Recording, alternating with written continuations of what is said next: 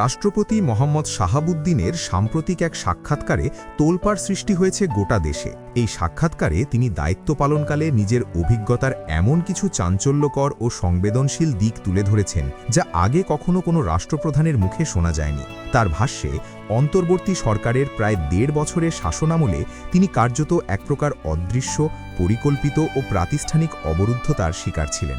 রাষ্ট্রপতির অভিযোগ, দেশের সর্বোচ্চ সাংবিধানিক পদে আসীন থাকা সত্ত্বেও তাকে নজিরবিহীন অবহেলা, অপমান এবং প্রশাসনিক অসহযোগিতার মুখোমুখি হতে হয়েছে।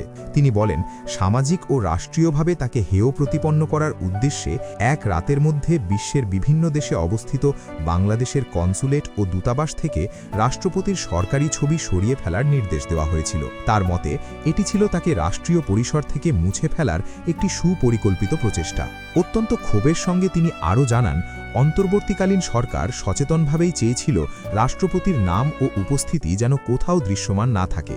বাস্তবে তাকে বঙ্গভবনের ৪ দেওয়ালের মধ্যে সীমাবদ্ধ রেখে এক প্রকার জনবিচ্ছিন্ন ও কার্যত বন্দী করে রাখার চেষ্টা চালানো হয়েছিল। দেশের প্রচলিত সাংবিধানিক রীতি অনুযায়ী রাষ্ট্রপতি পদাধিকার বলে সকল বিশ্ববিদ্যালয়ের আচার্য বা চ্যান্সেলর, কিন্তু সেই রীতিও তার ক্ষেত্রে মানা হয়নি। বিভিন্ন বিশ্ববিদ্যালয়ের সমাবর্তন অনুষ্ঠানে তাকে সভাপতিত্ব করতে দেওয়া হয়নি এবং সরাসরি তার অংশগ্রহণ আটকে দেওয়া হয়েছে বলে তিনি দাবি করেন। রাষ্ট্রপতি তার সাক্ষাৎকারে কূটনৈতিক প্রোটোকল ও রাষ্ট্রীয় শিষ্টাচার লঙ্ঘনের একটি দীর্ঘ তালিকাও তুলে ধরেন। তিনি জানান, অন্তর্বর্তী সরকারের দায়িত্বশীল ব্যক্তিরা একাধিক গুরুত্বপূর্ণ বিদেশ সফর শেষে প্রথা অনুযায়ী রাষ্ট্রপতির সঙ্গে কোনো সৌজন্য সাক্ষাৎ কিংবা সফর সংক্রান্ত ব্রিফিং করেননি, যা সরাসরি সাংবিধানিক রীতিনীতির পরিপন্থী। এছাড়া তার ব্যক্তিগত বিদেশ সফরের ক্ষেত্রেও একাধিকবার গুরুতর প্রতিবন্ধকতা সৃষ্টি করা হয়েছিল।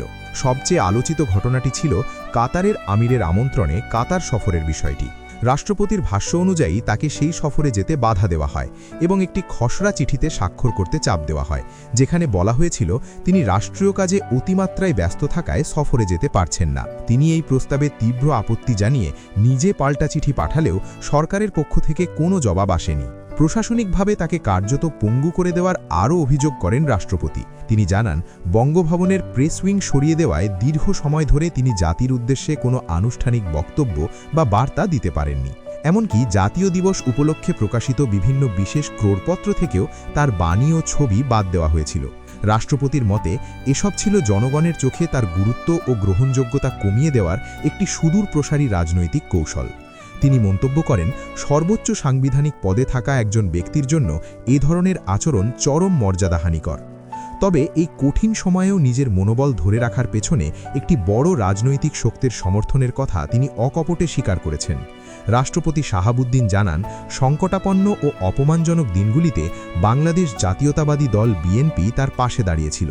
দলটির নৈতিক অবস্থান ও সমর্থনই তাকে প্রতিকূল পরিস্থিতির বিরুদ্ধে লড়াই চালিয়ে যেতে শক্তি জুগিয়েছে বলে তিনি উল্লেখ করেন। নতুন রাজনৈতিক প্রেক্ষাপটে তিনি এখন তুলনামূলক স্বস্তি বোধ করছেন এবং মনে করছেন তার ওপর আরোপিত অমানবিক বিধিনিষেধ ধীরে ধীরে শিথিল হচ্ছে। রাষ্ট্রপতি শাহাবুদ্দিনের এই সাক্ষাৎকারটি প্রকাশিত হওয়ার পর থেকেই সামাজিক যোগাযোগ মাধ্যম ও রাজনৈতিক অঙ্গনে মিশ্র প্রতিক্রিয়ার ঝড় বইছে।